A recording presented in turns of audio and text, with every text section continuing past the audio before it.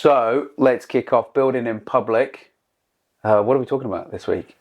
Building in public, the tools that we're using, and how they are changing some of our habits. Oh yeah, for the better. Yeah, you had a good comment about this, didn't you? I did. Good. I did, and again, no affiliate with any of these products. They're just good products, right? Yeah.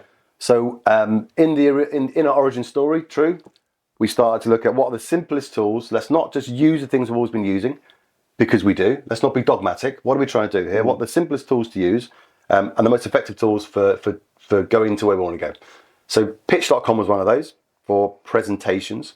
Took a little while to get into it. Yep.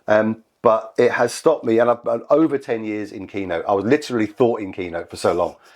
And it really was a wrench to kind of go, oh, for fuck's sake. But once you do it and you start using a few of the newer tools, it's like, fucking, why wasn't I doing this so much earlier? Because even the dint of things you cut in the Keynote's a great tool. I still like it, but I'm not using it. I just haven't really opened it. Moving it from there, having to go from there, going to something like Dropbox or somewhere to put your files, updating them and so on. It's like, fucking hell, it really is complicated. You can't just present properly from there and have it and so on. But anyway, that's a great tool. Yeah. So it's definitely testament to how good the tool is that after 10 years of Keynote, over 10 years. Yeah, it's really interesting. So I'm loving it actually, and using it for everything. The template's really good, and obviously part of our story was the brand that we ended up, and part of the name as well was me looking over your shoulder at a nice template we saw. I thought, that's quite nice. What's that? And you went, that's pitch. Yeah. Then I started using it, and now it's something we're doing. I think it's a great tool. And interestingly, I only started using it because somebody basically told me my other presentation looked shit, right, in a nice way. And then, have you seen this? And I went, oh, that's nice. So that's like my "you should wear another hat." That slaps harder than you actually realise. When you actually go back to it. And if you're willing to not fight it and take it on board, sometimes that can produce something interesting and a good result. So we absolutely did that. We took pitch, and what we did was we reversed engineered this template we liked into our brand, which is what you see today. Yeah.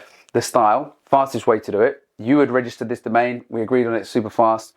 Found a pitch template like that, reversed engineer it into our brand. And we were then using pitch. We then decided on Notion. Now you can integrate pitch with Notion, so it's really easy to have all of our templates, proposals, everything in Notion from pitch, so you can reference the two. Brilliant. Then we needed to set up our sales and marketing engine in Notion. So we added a sales template, which has a basic CRM in it and a deals pipeline and everything else.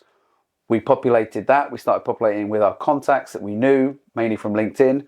That became a bit of a pain in the ass because copying content, contacts into CRMs. I've never met anybody that is actually that good at it. Everybody talks a good game, but I never met anyone that's good at it. So we use a tool called Bardeem, which allows us on LinkedIn just to copy and create a profile, a contact in Notion. Saves a lot of time and a lot of hassle. So we got contacts in. We were then able to market to them. We were then able to run a series of webinars. We closed the client. That's it. 6 weeks in. Yeah. There's the tools. There's some proof in the pudding. Keep it simple. Keep it lean. That's the philosophy of Generate, isn't it?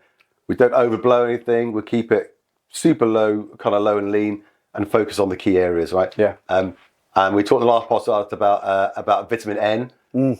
That's like saying no to certain things, and tools as well, and things that you used to use like Keynote and whatever, and PowerPoint even. So that's important. We haven't, and we back in the very beginning of the first podcast, we talked about Rose. Now, in transparency, we haven't really gotten stuck into it yet, but it is coming as we get kind of bigger and bigger in terms of the clients and the people we're talking to, and we're going to need it. So we'll definitely report back on that once we start using it. Definitely. And I think the thing that we need to check on Rose is their data policies, obviously, because new tool, if you're uploading sensitive data, company data in there, you want to have done your due diligence on how they're going to manage that and what they're going to do and everything else, which we're looking at the moment, and then we will report back as and when we use it. Yeah, for sure.